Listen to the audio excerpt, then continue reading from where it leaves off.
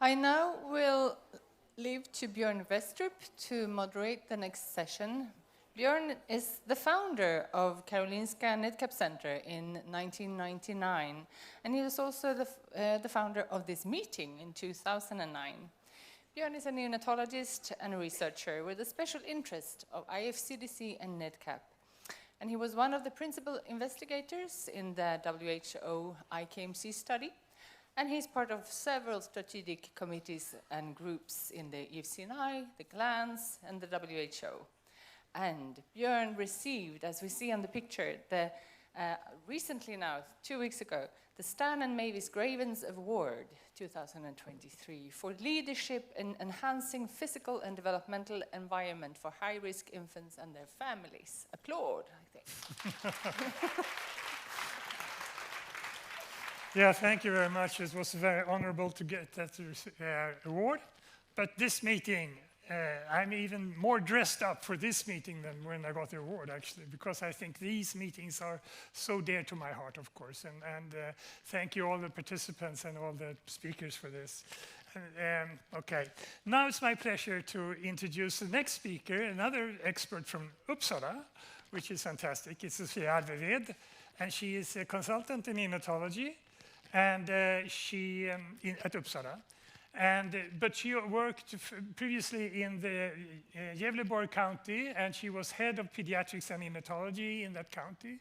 And during that time, she was a pioneer in initiating mother-newborn couplet care in her region. So she has a lot of experience of recent mother-newborn couplet care. She has also been initiating a national task force appointed by the SKR, and the national healthcare provider in Sweden, actually on infant and family centered developmental care, including, of course, MNC or IKMC, immediate skin-to-skin contact. And together with, you are all involved in that as well, Stina, and I think Siri was also in that group. So your research is a little bit different, but we would like to hear about your experiences. The floor is yours, Sofia.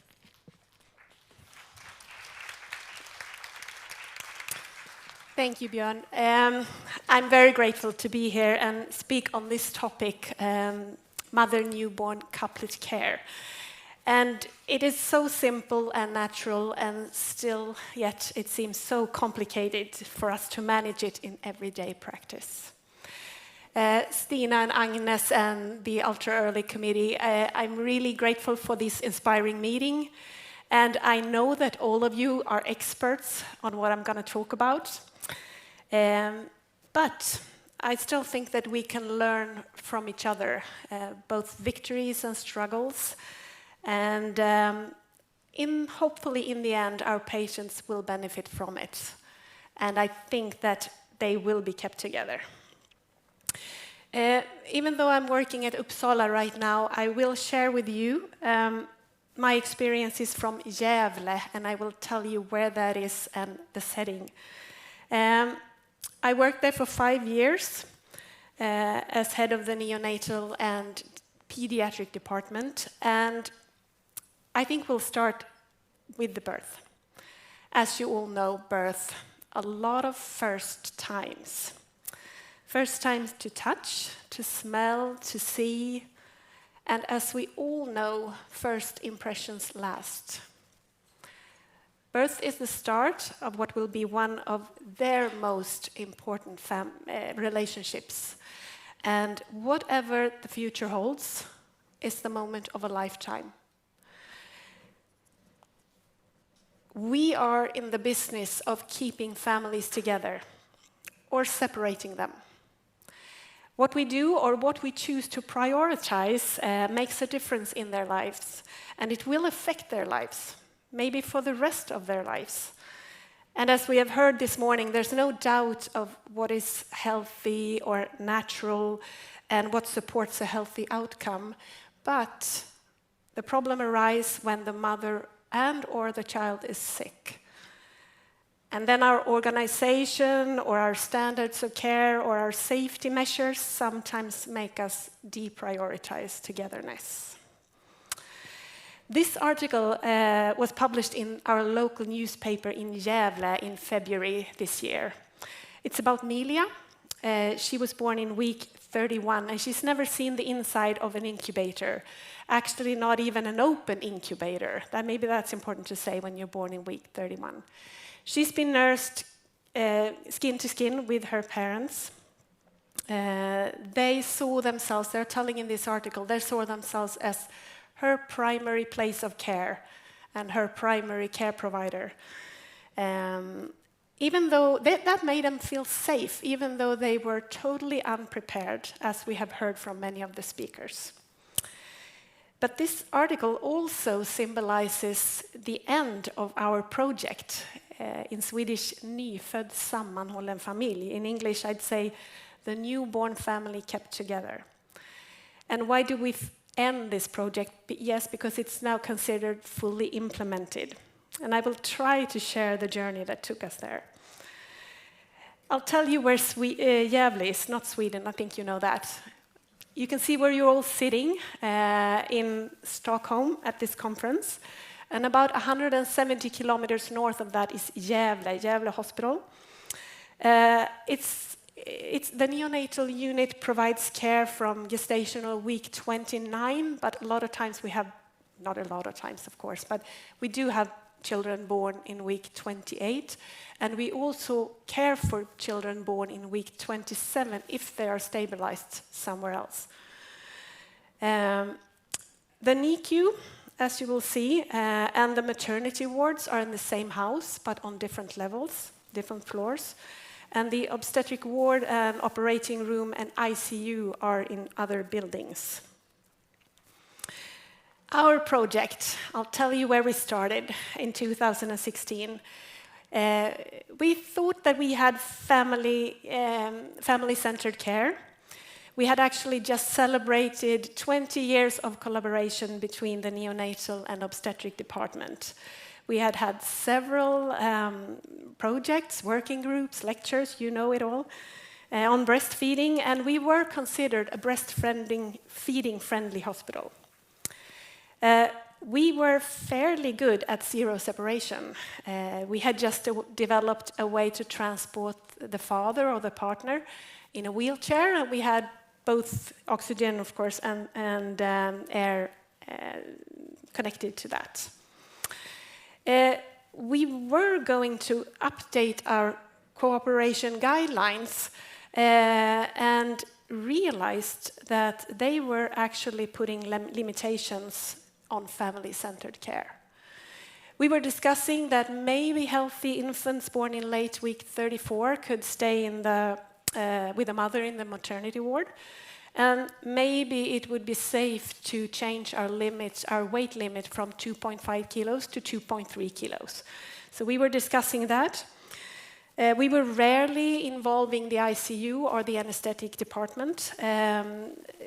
Of course, we did it in simulations or primary resuscitation skill training, but nevertheless, we talked and we talked and we talked. And we tried to find solutions, and we ended up with saying, this is as far as we get without new buildings. It's too complicated, we are too few, and it's not safe. But the building project never started. And meanwhile, we had healthy, very preterm born babies, but also moderate preterm born babies that weighed like 2 kilos. They were lying on their father's chest, they were suckling, they were trying to get close, and it wasn't cute. It was just sad. We had fathers or partners running between floors, with or without their child, and we were just saying, this is not right. We have to do something. In our department, we don't treat extremely preterm. Is it me? Sorry.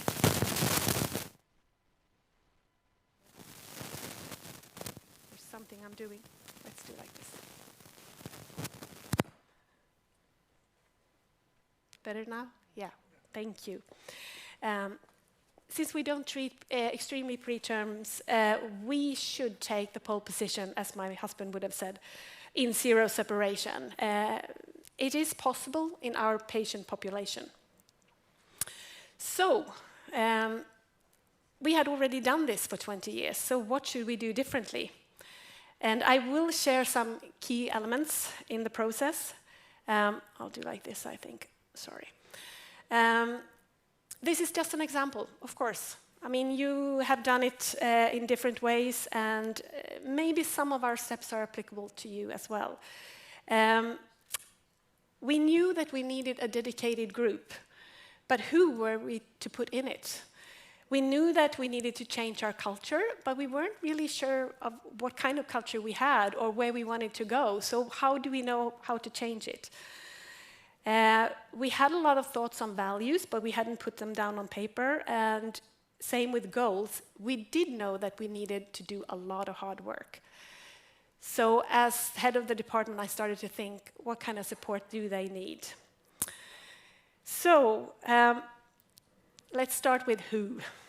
This was our experience. Of course, we have to have everyone in the clinical team. That was the most important and the most obvious answer to this question. We had to have the competence and the expertise of each field, and this is the only way to implement what we were talking about in this group. That's what we thought. We set some rules for this. Everyone has to attain, even doctors. There's no late no-show for doctors. So who do we put in this? We did put an assistant nurse, and a specialist nurse, and a doctor from the neonatal unit. We had the same setup from the maternity ward, but with I can't find a midwife, and then a third team from the obstetric ward. So it's from 3 different units together in this group.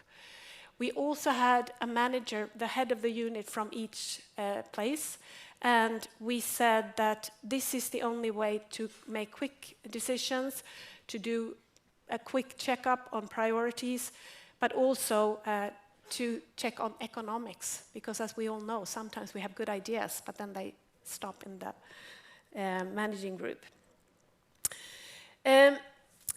Should we put juniors or seniors in this group?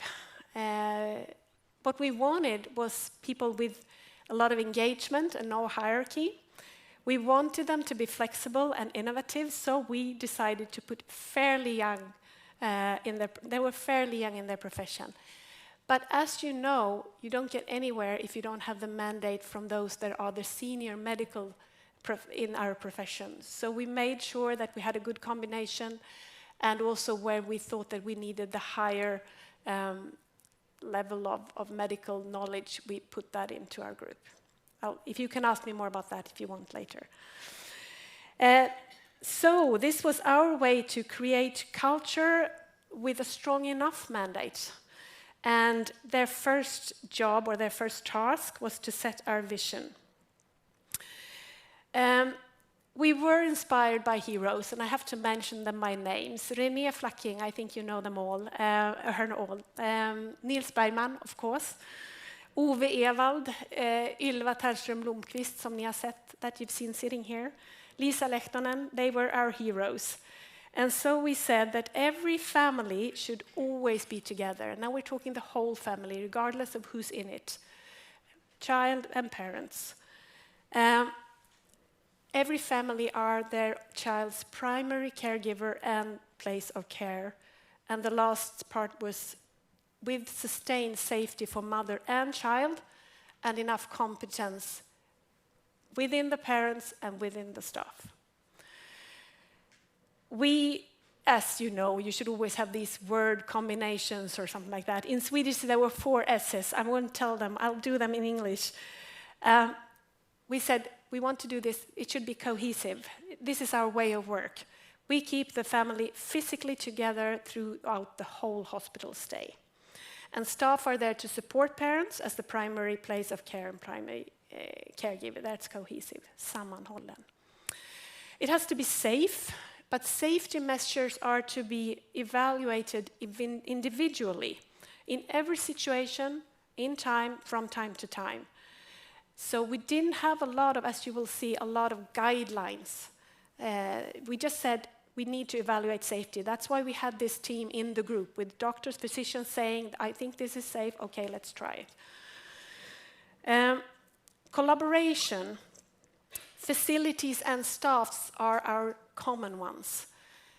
We didn't divide them, even though we were from 3 different units. We said that if we work in the obstetric ward, then everyone helps out. Doesn't matter where you come from. If we work in the maternity ward or the neonatal ward, everyone helps out. So you have a responsibility for your patient, but you can serve the others. And then we said it has to be smooth. And what does that really mean? Well, apart from being the right person in the right place in the right time, we said we want to shorten, we will have less transportations because we were running back and forth all the time with our patients. And we said we have to make it more smooth so that we can stay in one place, even though it might be a bit uncomfortable for us. Right, I have to check my watch there. All these are just words, basically. We are in it for the family. Every family, also the difficult ones. And during this time, as you know, we had a lot of refugees coming into Sweden in 2017. And we say we cannot exclude anyone. So let's just get to work. There are different ways of doing this, of course. This was ours. We started climbing. We said we define zero separation as mother-infant, nothing else. This is our definition. We will do zero separation from birth. And then for how long? We don't know. So we said, well, let's say at least 2 hours. Let's focus on 2 hours, because if we make it happen then maybe it will work later on. This was before all of your beautiful presentations. People or staff from NICU said, we will walk the extra mile. Maybe, I don't know why. Maybe because the initiative came from the NICU, or maybe because we're just used to trying to care for the patient in other places than our own unit, like, for example, the obstetric ward. Let's go mobile. We have to be the ones running, not the parent and the child. I'll talk a little bit more about that.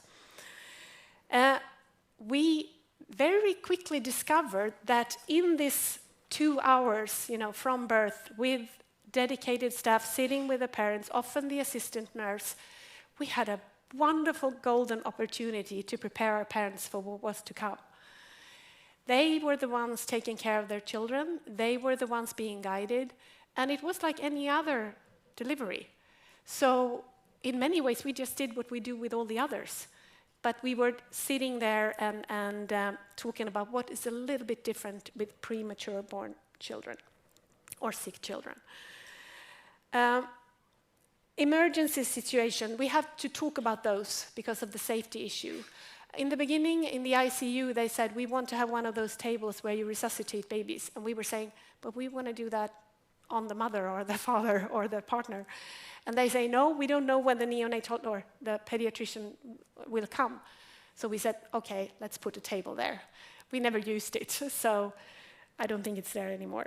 But those adjustments, we also had obstetricians saying that maybe it'll take us a little while to come running to the mother. And the staff in NICU said, what do we need to know? So we had teachings on doing uterus compression, like hands-on. And then maybe it takes 2 minutes or so for the midwife to come running or someone else that are more skilled. But that's enough. At least I know where to start, like with any resuscitation. We had and still have very flexible guidelines because zero separation was our golden standard. We said we got to fix this. So this way we just had that culture-based cooperation. How do we do that in every situation? Evaluating. And then it has to be easy to adjust. And again, I'll come back to this group, the project group. They were the ones taking all the questions from their colleagues. What about this? What about that? And then we did little adjustments so that people would feel safe.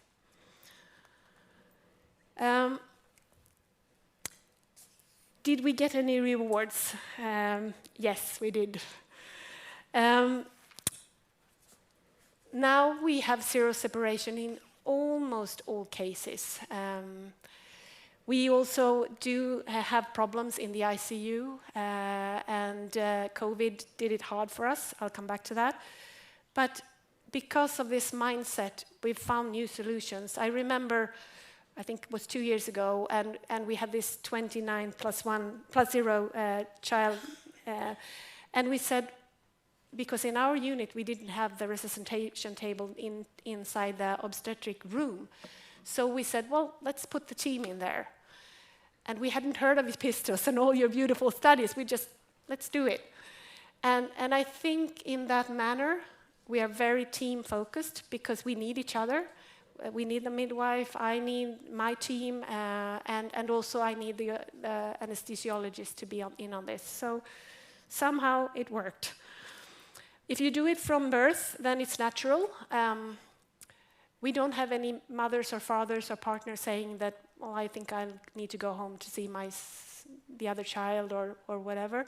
They take care of both their children or their whole family, of course, because they are mothers or fathers in the same way. It's very quiet in the NICU. This is in Gävle. Babies don't cry. This was the assistant nurse that showed it to me, and I hadn't been aware of it, but she came to me and said, they don't cry anymore. And we have warm babies, actually even too warm.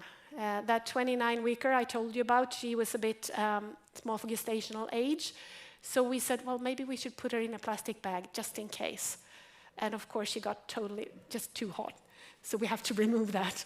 But those steps, maybe we don't do everything perfect at once, but we learn from doing it. And then we hardly ever have babies with that are hypoglycemic anymore. And then, of course, you don't have to have a lot of IV infusions, which means less infections. So yes, we have had a lot of rewards, and I think that has helped us to sustain this. We do send in deviation reports if a mother and a child is separated. At first, someone, especially the physician, said, well, do we really? And then the nurse said, yes, we do. And so we are doing that. And it has been really helpful to identify those situations. A few more. Cheap equipment. I was head of staff and head of department. And at once, I realized that I didn't have to buy those expensive incubators, not even for the rare cases. So it was just, I was sitting on my next, going through our budget, and it's like 500,000 crowns over there, and, I could put it into other things, like staff, for example. Less transportations, of course. Actually, less patients. That has almost become a problem, because we've had people wanting to come to study visits, and we are, have 2 patients. No, not really, but it has sometimes been hard to show. Today, everyone walks the extra mile, and we have breastfeeding mentors everywhere because we're sitting with the family. And our families are present most of the time. I just wanted to show our equipment very briefly. I don't want you to look too much on the Neopuff or the CPAP, but actually on the baskets on the side, because in that the nurse and the midwife and the assistant nurse have all they need, like the colostrum kit, everything they need to put the feeding tube, like all the because it's a mobile workplace. So they have changed it and developed it through time. What kind of support do you need? Well, this steering group, they are game changers, and they are frustrated, and they sometimes get sometimes being treated a bit hard from their colleagues. But they are a dream team, our first lineup. So we realized that we have to support them, especially in medical decisions, so that this safety thing doesn't become a hassle. We do have superheroes, and we still have. And I want to say to all of you that are superheroes, don't underestimate what your encouragement means. Ylva has been one of those promoting this ward, and I think it has helped us with the jantelagen. Who do you think you are? Just help us to overcome and to actually be proud of what we're doing. My time is running up, so I won't go too much into details, but paying it forward to tell everyone also our struggles. Thank you. And what we are struggling with could be research, for example. This was a hospital that weren't very used to using research. And so we try to learn from others. Today I sit in a hospital that are doing a lot of research, and I can see the difference. But on the other hand, I can also see that sometimes it makes it easier to just try and see what happens, like that. What else? Ear to hear, concerns. We have to listen to everyone. We can't just say, well, you know, people think and they feel. But what we did was we actually said, since we are evaluating everyone individually, we are also responsible for everyone individually. So I think it's like when you're in an emergency situation. Does anything happen with either one of our patients? Everyone in the team gives us a sign. And I think that is what we've done in many of those early skin-to-skin situations in, for example, the ICU or in a ward we're not so used to. I've told you a little bit about this. Sometimes the oldest one are the hardest to change. But I would say that in our ward, we have slowly and gradually come to meet in between because the experience of the older ones are really, really valuable to our families. Yes, it's uncomfortable, as my colleagues always say. It's a bit hard to sometimes work in a different environment and with a lot of things connected to the mother or with a lot of things connected to the child, but it has worked. Pandemic was really hard. I think for the first 6 months or even 9 months, we followed the guidelines and then we didn't. We couldn't bear seeing the family separated, and I think the same goes with all of you. A year ago, the maternity ward reorganized. They decided to put the gynecology together with the maternity ward, and all of a sudden, this was not a priority anymore, and a lot of the experienced staff left from the obstetrics. And then again, the NICU had to say, we will walk the extra mile. So I think overcoming the obstacles has really been to see all 3 units as a team. And sometimes one part of the team is stronger, another time another part of the team is stronger. Where are we now? These are all pictures from our Instagram and our family or parent information. As you can see, it's a doll in every photo, but we were saying there's nothing we cannot do in skin to skin, so we're trying to do that and also just telling the parents it's possible. Storytelling is carrying us forward as new staff are coming in. Every new staff in either one of our units, their first week of work, they have to take 1 day in each unit so that we will understand how that's part of the introduction program. And we also have I think the word is more like sit-ins. So the ones that have been working for many years, they can take one of their developmental days to just walk with one of the others. And the managers of each unit are putting this into salary. When you negotiate for salary, this is one of the criteria that you're working with this, and that you have done your day of your sit-in. So, is this the end of the story? I hope not. There are lots to do. I'm not working in Gävle anymore, but I'm living there, so sometimes I visit. And we said, like Emilia said, we have to make sure that another pandemic, and I think Ulrika said, it doesn't jeopardize what we are prioritizing. Cue feeding, relationship-based feeding, instead of every second hour, which is really horrible. Anyway, I believe a lot. I think that we would have more families in home care. But how do we do that with the right support? I think that's also something that needs more research. We also have a lot of parents with neuropsychiatric disorders. It's quite common in our patient population. So we are thinking, how do we make it possible for them to lie still in a bed for hours? So there's more to do. But this is our team, and they should have all the cred. And I'm really, every time I look at them, I get really amazed of how they've struggled and kept together. And I just want to say on all our behalves, thank you for listening.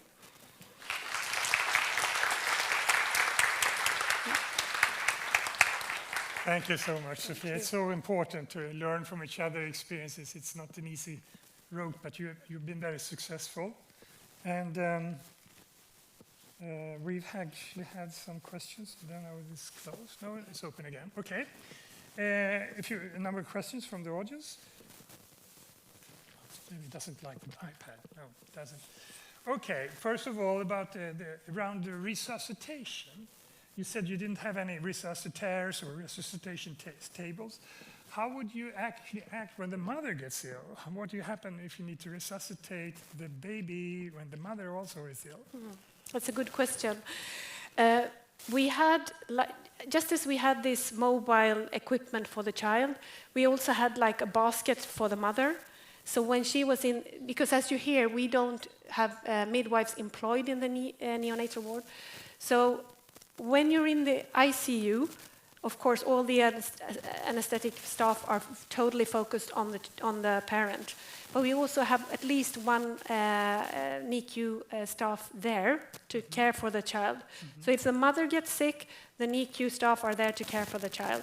It's often an assistant nurse, unless, well, I can go, yeah.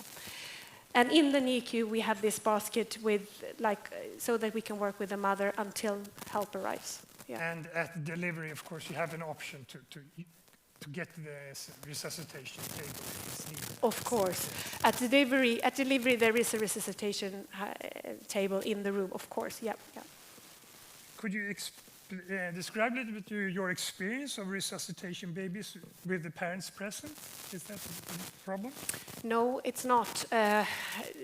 More the opposite. Especially, I mean, you have all been in that situation where the father is, or the partner is with the child and the mother is somewhere else, and then you have to try to get their stories to get together again. So no. The only answer I have is no. We all have the same story when we are being in the same room. Is it a problem to divide your NICU staff to be staying in the NICU and also be actually quite active and for a prolonged period of time in the delivery or operation theater? That was one of our struggles. Like, who stays in the ward when someone else walks away? Who gets left alone or alone? So in the beginning, we actually had, because of the statliga förlossningssatsningen, the money that came in from the government, we hired, I think it was 3 extra assistant nurses, just to make a little bit more. Yeah, no, all together for the whole unit, which made it possible for us to go up with 1 assistant nurse on each shift. So that helped us over this stepping stone. Let's see what else. Okay, I think we covered that. You're talking about turning mobile. Is it a specific force or everyone, or how does it? Is everyone running to the different departments, ICU or maternity or delivery or? It's very much as you all know, scheduling staff is not easy. So it's always a team competence we're striving for. So if it's a fairly new nurse, then you take a really experienced assistant nurse. But sometimes it's just, well, you have to take the physician. I mean, you might not normally be there, but this time you have to, because we need that support. So even we as physicians need to change our mindsets, I guess. Yes. If it's immediate or fairly immediate, at least skin to skin, how could you explain something about how you prepare the parents? Do you have time to explain for them what's going to happen? Are they scared to take the kid, the infant? if we can, we try to prepare, like the day before, if they come into hospital like a day before.